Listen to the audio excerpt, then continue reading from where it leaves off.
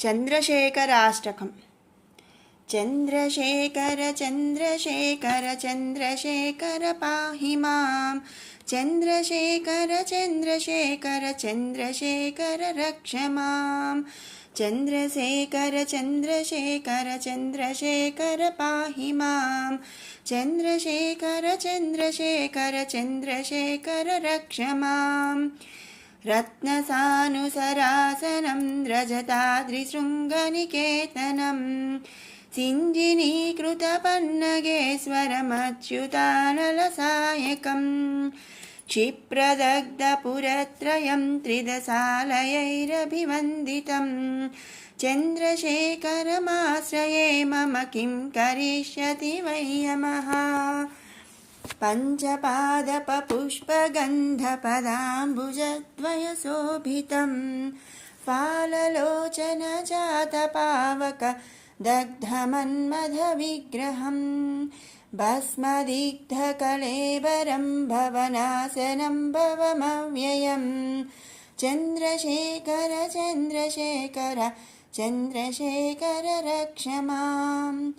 मत्तवारणमुख्यचर्मकृतोत्तरीयमनोहरं पङ्कजासनपद्मलोचन पूजिताङ्घ्रिसरोरुहं देवसिन्धुतरङ्गश्रीकर सिक्तशुभ्रजटाधरं चन्द्रशेखर चन्द्रशेखर चन्द्रशेखर पाहि मां। यक्षराजसखम्बगाक्षहरं भुजङ्गविभूषणं शैलराजसुतापरिष्कृतचारुवामकळेबरं क्षेलनीलगलं परस्वधारिणं मृगधारिणं चन्द्रशेखर चन्द्रशेखर चन्द्रशेखर पाहि मां। कुण्डलीकृतकुण्डलीश्वर कुण्डलं वृषवाहनं नारदादिमुनीश्वरस्तुतवैभवं भुवनेश्वरम् अन्धकान्तकमाश्रितामरपादपं समनान्तकं चन्द्रशेखर चन्द्रशेखर चन्द्रशेखर रक्ष मां। भेषजं भवरोगिणामखिलापदामपहारिणं दक्षयज्ञविनाशनं त्रिगुणात्मकं त्रिविलोचनं भक्तिमुक्तिफलप्रदं सकलाघसङ्घनिबर्हणं चन्द्रशेखर चन्द्रशेखर चन्द्रशेखर रक्ष मां। भक्तवत्सलमर्चितं निधिमक्षयं हरिदम्बरं सर्वभूतपतिं परात्परमप्रमेयमनुत्तमं सोमवारिणभूहुतासन सोमपाद्यखिलाकृतिं चन्द्रशेखर चन्द्रशेखर चन्द्रशेखर पाहि मां।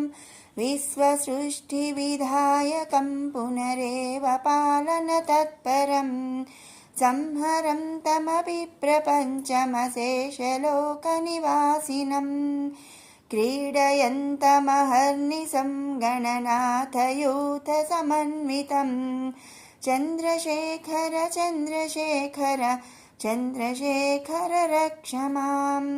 मृत्युभीतमृकण्डुसूनुकृतस्तवं शिवसन्निधौ यत्र कुत्र च यः पठेन्न हि तस्य मृत्युभयं भवेत् पूर्णमायुररोगतामखिलार्थसम्पदमाधरं चन्द्रशेखर एव तस्य ददाति मुक्तिमयत्नतः चन्द्रशेखर चन्द्रशेखर चन्द्रशेखर पाहि मां। चन्द्रशेखर चन्द्रशेखर चन्द्रशेखर रक्ष मां। चन्द्रशेखराष्टकम्। चन्द्रशेखर चन्द्रशेखर चन्द्रशेखर पाहि मां। चन्द्रशेखर चन्द्रशेखर चन्द्रशेखर रक्ष मां। चन्द्रशेखर चन्द्रशेखर चन्द्रशेखर पाहि मां चन्द्रशेखर चन्द्रशेखर चन्द्रशेखर रक्ष मां रत्नसानुसरासनं रजताद्रिशृङ्गनिकेतनं सिञ्जिनीकृतपन्नगेश्वरमच्युतानलसायकम् क्षिप्रदग्धपुरत्रयं त्रिदशालयैरभिवन्दितं चन्द्रशेखरमाश्रये मम किं करिष्यति वै यमः पञ्चपादपपुष्पगन्धपदाम्बुजद्वयशोभितं फाललोचनजातपावक दग्धमन्मथविग्रहं भस्मदिग्धकळेबरं भवनाशनं भवमव्ययं चन्द्रशेखर चन्द्रशेखर चन्द्रशेखर रक्ष मां मत्तवारणमुख्यचर्मकृतोत्तरीयमनोहरं पङ्कजासनपद्मलोचन पूजिताङ्घ्रिसरोरुहं देवसिन्धुतरङ्गश्रीकर सिक्तशुभ्रजटाधरं चन्द्रशेखर चन्द्रशेखर चन्द्रशेखर पाहि मां यक्षराजसखम्बगाक्षहरं भुजङ्गविभूषणं शैलराजसुतापरिष्कृतचारुवामकळेबरं क्षेलनीलगलं परस्वधारिणं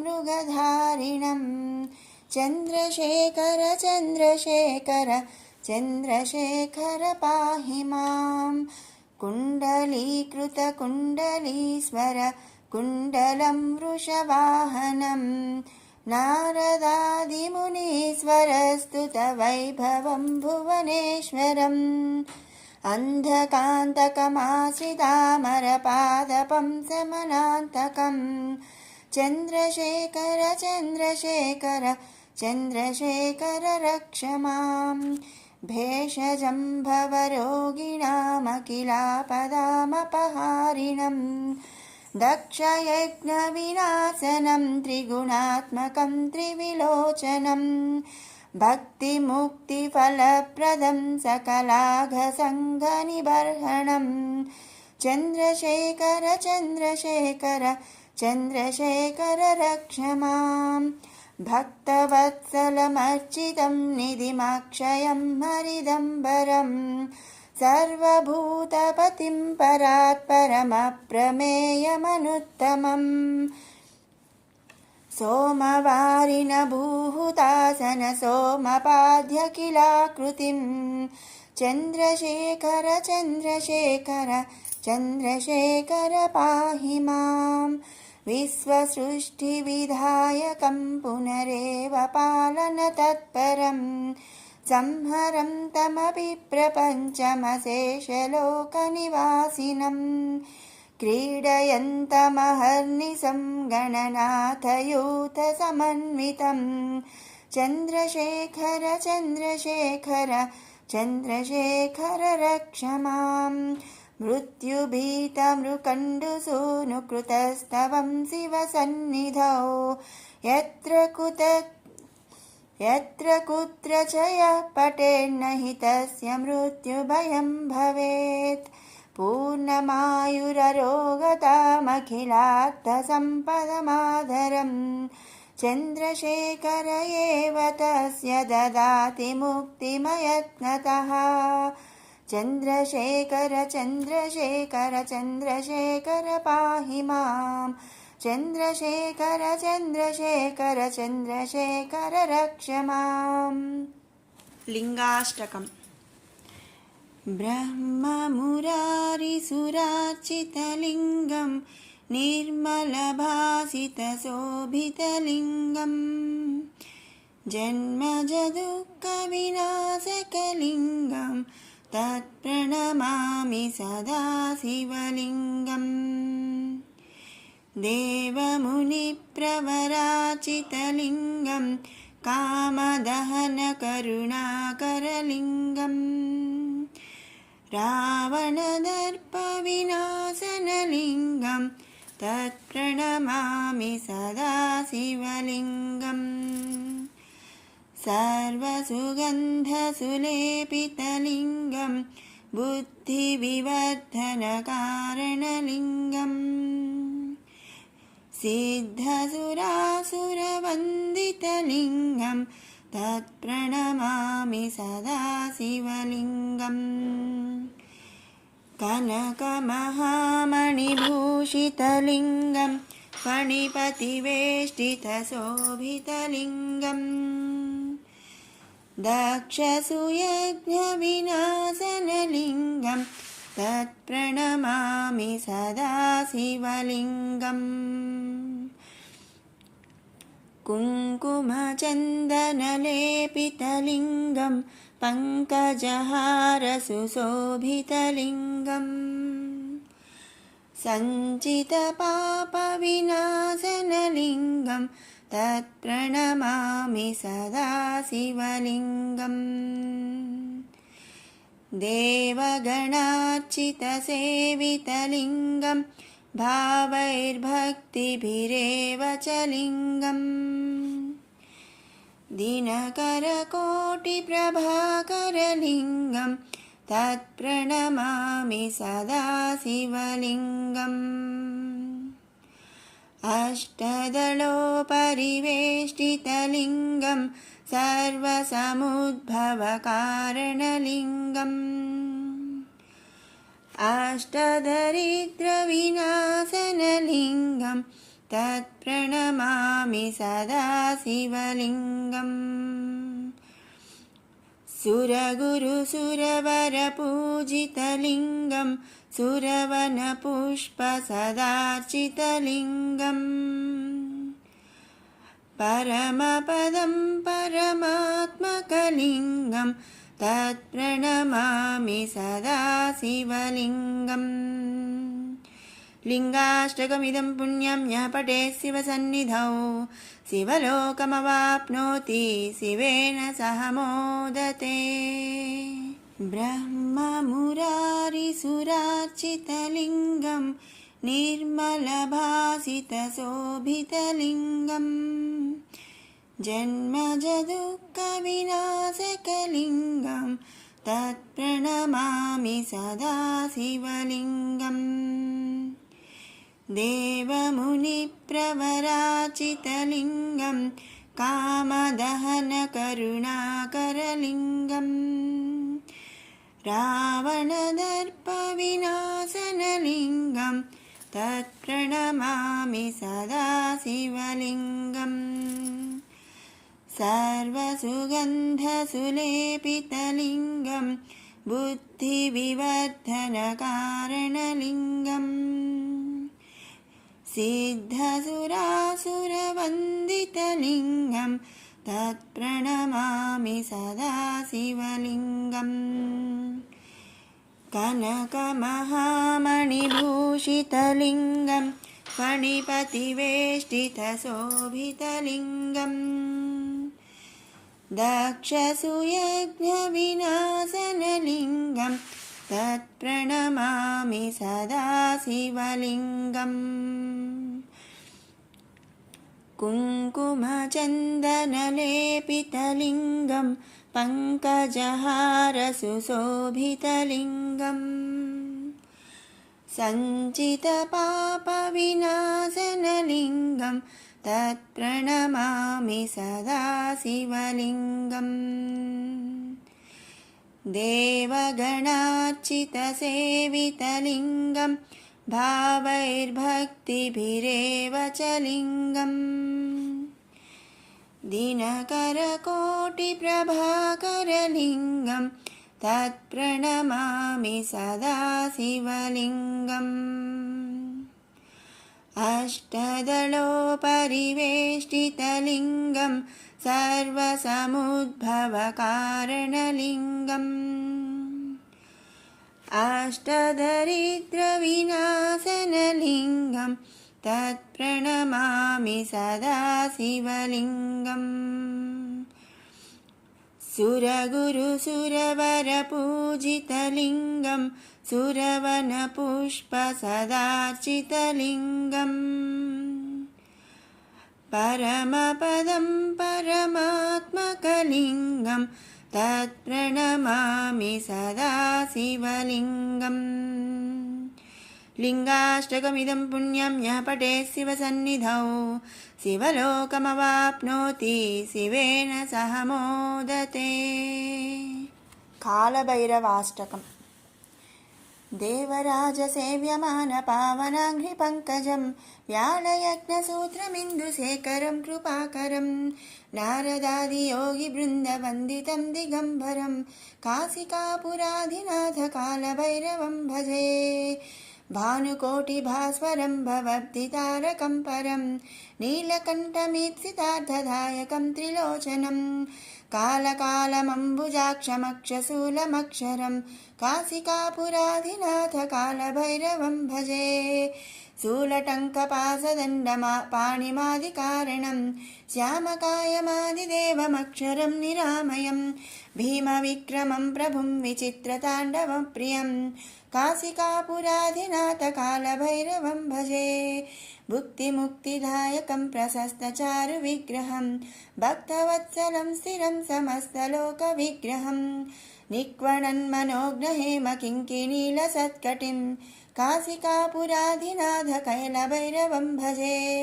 धर्मसेतुपालकं त्वधर्ममार्गनाशकं कर्मपाशमोचकं सुसर्मदायकं विभुं स्वर्णवर्णकेशपाशशोभिताङ्गमण्डलं काशिकापुराधिनाथकालभैरवं भजे। रत्नपादुकाप्रभाभिरामपादयुग्मकं नित्यमद्वितीयमिष्टदैवतं निरञ्जनं मृत्युदर्पणासनं कराळदंष्ट्रमोक्षणं काशिकापुराधिनाथकालभैरवं भजे। अट्टहासभिन्नपद्मजाण्डकोशसन्ततिं दृष्टिपातनष्टपापजालमुग्रशासनम् अष्टसिद्धिदायकं कपालमालिकाधरं काशिकापुराधिनाथकालभैरवं भजे। भूतसङ्घनायकं विशालकीर्तिदायकं काशीवासिलोकपुण्यपापशोधकं विभुं नीतिमार्गकोविदं पुरातनं जगत्पतिं काशिकापुराधिनाथकालभैरवं भजे। कालभैरवाष्टकं पठन्ति ये मनोहरं ज्ञानमुक्तिसाधकं विचित्रपुण्यवर्धनं शोकमोहलोभदैन्यकोपतापनाशनं ते प्रयान्ति कालभैरवाङ्घ्रिसन्निधिं ध्रुवम् इति श्रीमच्छङ्कराचार्यविरचितं श्रीकालभैरवाष्टकं सम्पूर्णम्। देवराजसेव्यमानपावनाङ्घ्रिपङ्कजं व्यालयज्ञसूत्रमिन्दुशेखरं कृपाकरं नारदादियोगिवृन्दवन्दितं दिगम्बरं काशिकापुराधिनाथकालभैरवं भजे। भानुकोटिभास्वरं भवद्दितारकं परं नीलकण्ठमीप्सितार्थदायकं त्रिलोचनं कालकालमम्बुजाक्षमक्षशूलमक्षरं काशिकापुराधिनाथकालभैरवं भजे। शूलटङ्कपाशदण्डपाणिमादिकारणं श्यामकायमादिदेवमक्षरं निरामयं भीमविक्रमं प्रभुं विचित्रताण्डवप्रियं काशिकापुराधिनाथकालभैरवं भजे।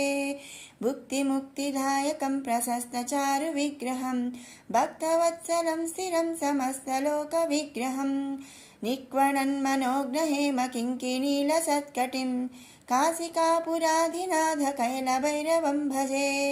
धर्मसेतुपालकं त्वधर्ममार्गनाशकं कर्मपाशमोचकं सुसर्मदायकं विभुं स्वर्णवर्णकेशपाशशोभिताङ्गमण्डलं काशिकापुराधिनाथकालभैरवं भजे।